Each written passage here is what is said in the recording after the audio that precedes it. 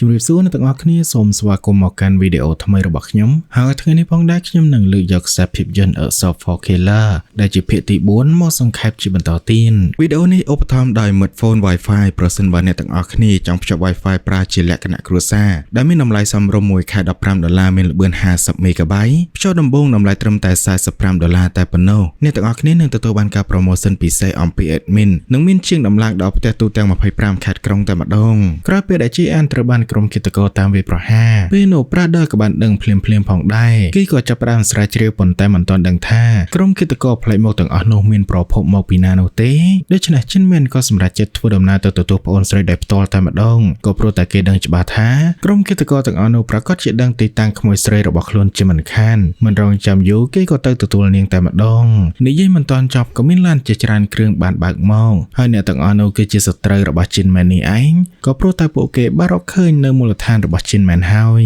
យនៅពេលនេះក្រុមបាប៊ីឡុនក៏ចាប់ផ្ដើមបញ្ជាយន្តហោះគ្មានមនុស្សបើកដើម្បីស៊ើបការមុនពេលក្រុមទាំងមូលត្រៀមខ្លួនចូលទៅខាងក្នុងជ័យបានផ្ដាំទៅបេឡាថាទុកគំនុំរបស់គេនៅក្នុងខ្លួនសិនដើម្បីចាប់ខ្លួនជិនមែនទាំងរស់កុំឲ្យគេស្លាប់ជាការឆ្លើយតបបេឡាក៏បានប្រាប់ទៅវិញថាអ្នកណាគេដែលហ៊ានរារាំងផ្លូវរបស់គេអ្នកនោះនឹងត្រូវស្លាប់តែម្ដងប៉ុន្តែគួរឲ្យសោកស្ដាយគឺជ័យមិនយល់អំពីភាសារបស់បេឡានោះទេចំណែកឯម៉ាកូវិញដែលជាអ្នកបកប្រែគេក៏មិនហ៊ានប្រាប់ពាក្យទាំងអស់នេះទៅឲ្យជ័យឮផងដែរត្រឡប់មកខាងក្រៅបន្តិចមុនពេលដែលក្រុមបាប៊ីឡុនទៅតាមចាប់ជិនមែននៅយប់នោះជ័យជាមួយនឹងគូណាសាជីបាននៅជាមួយនឹងគ្នាមិនតែប៉ុណ្ណោះនាងបានប្រកល់ភារកិច្ចទៅឲ្យជ័យធ្វើជាប្រធានក្រុមដឹកនាំផ្ទាល់ទៅតាមចាប់ខ្លួនជិនមែនចំណែកឯបងស្រីរបស់គេគឺជាខ្ជូត្រូវបានប្រកល់ភារកិច្ចទៅតាមចាប់ជិនអានមូលហេតុក៏ព្រោះតែគូណាសាជីខ្លាចនាងទន់ចិត្តជាមួយនឹងមនុស្សដែលនាងធ្លាប់លួចស្រឡាញ់កាលពីមុនដូច្នេះហើយទើបនាងខ្លាចខូចផែនការពេលដែលខ្ជូដឹងរឿងមួយនេះនាងក៏ចាប់ផ្ដើមបារម្ភក៏ព្រោះតែនាងដឹងថាជ័យប្រហែលជាពិបាកនឹងទប់ទល់ជាមួយនឹងមនុស្សក្រអត់ក្រតំដូចជាបេឡាប៉ុន្តែគូណាសាជីនៅតែមិនផ្លាស់ប្ដូរចិននាងចាត់ទុកបេឡាថ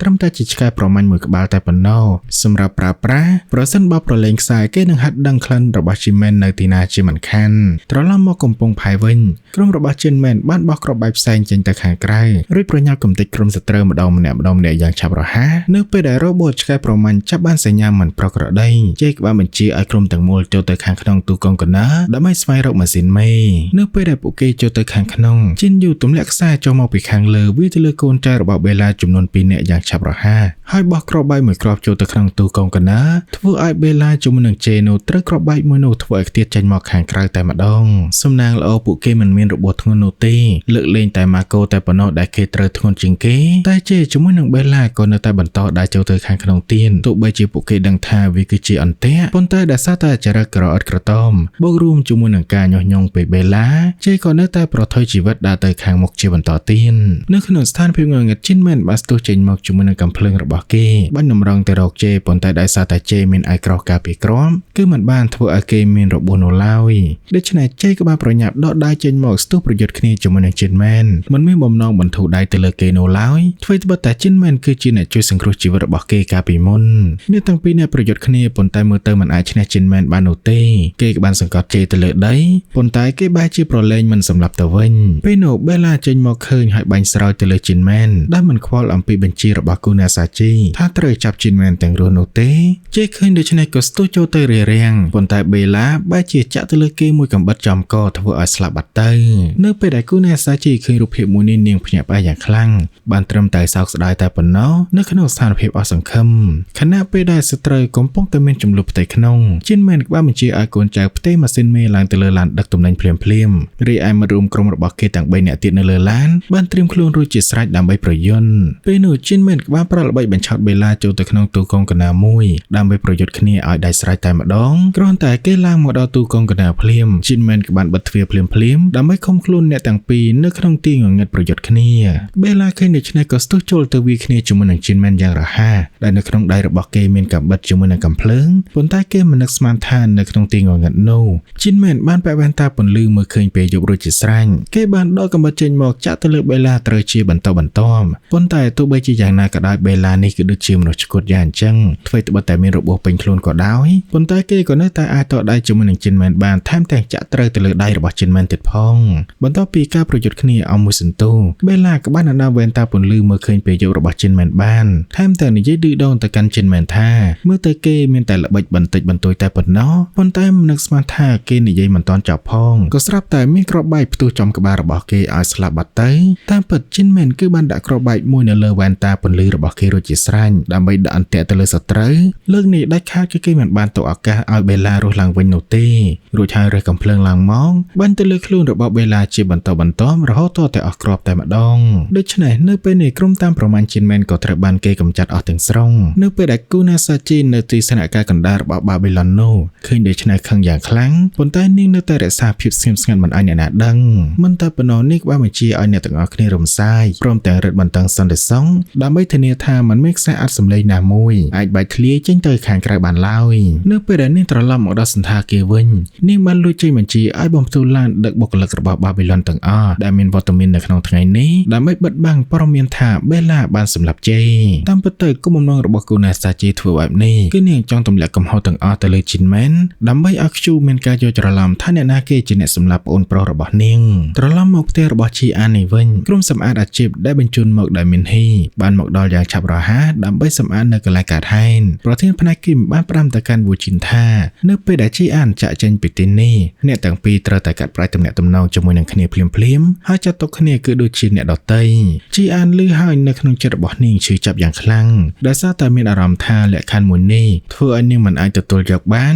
នខណៈដែលយូជីននៅមិនទាន់បាត់តក់ស្លុតនៅឡើយនៅពេលដែលដឹងអត្តសញ្ញាណពិនរបស់នាងដោយសារតែមើលឃើញនៅមនោសញ្ចេតនាដែលជីអានមានចំពោះយុវជនម្នាក់នេះបងស្រីមីនហ៊ីបានប្រមានទៅកាន់នាងឲ្យរក្សានៅភាពស្ងប់ស្ងាត់ដើម្បីជៀសវាងនៃការជន់ដានចាស់ដ៏ឈឺចាំដូចជារឿងរ៉ាវរបស់ជុនមីនកាលពីឆ្នាំនោះប៉ុន្តែសម្រាប់ជីនអាននៅពេលនេះគឺនាងមិនមានអារម្មណ៍ស្ដាប់អ្វីទៀតនោះទេនាងបានត្រឹមតែអង្វរឲ្យបងស្រីញ៉ាំបាយជាមួយនឹងនាងសិននៅពេលដែលមីនហ៊ីសម្លឹងមើលទៅលើម្ហូបបែបស្រុកស្រែនៅលើកោះដែលមីងមីងបានធ្វើឲ្យជីនអានក៏ស្រក់ទឹកភ្នែកហើយយំយ៉ាងខ្លាំងនាងបានរៀបរាប់ប្រាប់ថាខ្លួនមិនដែលមានពេលវេលាស្ងប់ស្ងាត់បែបនេះជាមួយនឹងលោកពូជីនមែននោះឡើយសម្រាប់នាងការចម្អិនម្ហូបលេងសើចជាមួយនឹងជជែកកម្សាន្តជាមួយនឹងមនុស្សជាទីស្រឡាញ់គឺជារឿងដែលនាងចង់បាននៅក្នុងជីវិតមួយនេះដូច្នេះនៅពេលនេះជីអានគ្រាន់តែសុំញ៉ាំបាយមួយពេលជាលើកចុងក្រោយដោយមនុស្សធម្មតាទូទៅមុននឹងព្យុះភ្លៀងមកដល់ប៉ុន្តែភ្លាមនោះក្រុមគិតករដែលដឹកនាំដោយខ្ជូក៏បានមកដល់លើកោះផងដែរដើម្បីតាមចាប់ជីនអានមូជីនប្រតែឃើញក្រុមមនុស្សប្លែកមុងក៏ប្រញាប់ប្រញាល់ទាំងភាពភ័យខ្លាចទូរស័ព្ទទៅប្រាប់ជីនអានប៉ុន្តែគេមិនអាចតាក់ទងបានដូច្នេះក៏ឡើងម៉ូតូកង់3របស់គេជិះទៅផ្ទះរបស់នាងតែម្ដង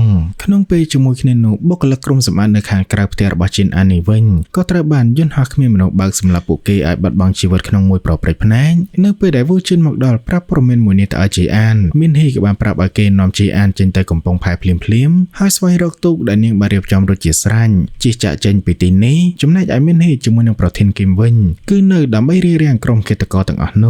ះក្រុមការពាររបស់អ្នកទាំងពីរជីអានជាមួយនឹងវូជីនបានជិះរថយន្តចាក់ចេញយ៉ាងលឿនរត់គេចតាមទ្វារក្រោយជិះឆ្ពោះទៅកំពង់ផែទោះបីជាយ៉ាងណាក៏ដោយកូនចៅរបស់ខ្ជូក៏បានរកឃើញអ្នកទាំងពីរតាមរយៈយន្តហោះគ្មានមនុស្សបើកខ្ជូបានចេញបញ្ជាឲ្យកូនចៅទាំងអស់គ្នាដឹកនាំក្រុមទាំងមូលទៅតាមប្រមាណជីអានដែលទុកតែ2អ្នកតែប៉ុណ្ណោះដើម្បីដោះស្រាយជាមួយនឹងមីនហ៊ីចំណែកឯមីនហ៊ីនិងប្រធានគីមនេះវិញពួកគេបានកម្ចាត់ទាហានស៊ីឈ្នួលទាំង2អ្នកនោះយ៉ាងឆាប់រហ័សរួចហើយប្រញាប់ចាក់ចេញពីទីនោះដើម្បីទៅតាមការពារជីអានក្នុងពេលជាមួយគ្នានោះដែររថយន្តរបស់ខ្ជូជាមួយនឹងកូនចៅបានតាមប្រកិតជាមួយនឹងរថយន្តរបស់ជីអានដែលសត្វតែមានបញ្ជាឲ្យចាប់មនុស្សទាំងរស់ពួកគេមិនហ៊ានបាញ់ប្រហារនោះទេបែរជាប្រើប្រាស់យន្តហោះគ្មានមនុស្សបើកទម្លាក់គ្រាប់ទៅលើផ្លូវដើម្បីរារាំងដំណើររបស់ពួកគេឃើញដូច្នេះជីអានក៏បានបាញ់ប្រហារទៅលើអ្នកជិះម៉ូតូដេញតាមនាងចំនួន 2-3 នាក់ចំណែកឯមីនហ៊ីតាមពីខាងក្រោយនោះវិញក៏សម្រាប់ក្រុមឃាតករជាបន្តផងដែរវូជីនឃើញដូច្នេះប្រាប់ឲ្យជីអានតោងគេឲ្យជាប់រួចហើយជន់ហ្គេបត់ចង្កូតទៅតាមផ្លូវកាត់នៅក្នុងព្រៃតែម្ដងប៉ុន្តែនៅពេលដែលពួកគេមកដល់កំពង់ផែភ្លាមរថយន្តរបស់គេក៏ត្រូវបានក្រុមខ្ជូបាញ់ឲ្យបែកកង់ធ្វើឲ្យអ្នកទាំងពីរដួលនៅទីនោះបណ្ដាលឲ្យមានរបួសខ្ជូក៏ចុះពីរថយន្តដោយអំណាចហើយបញ្ជាឲ្យបំផ្ទុះទូករបស់មីនហ៊ីដែលរៀបចំតុងព្រមទាំងសម្រាប់នាងវឹកទាំងអស់នៅលើនោះទៀតផ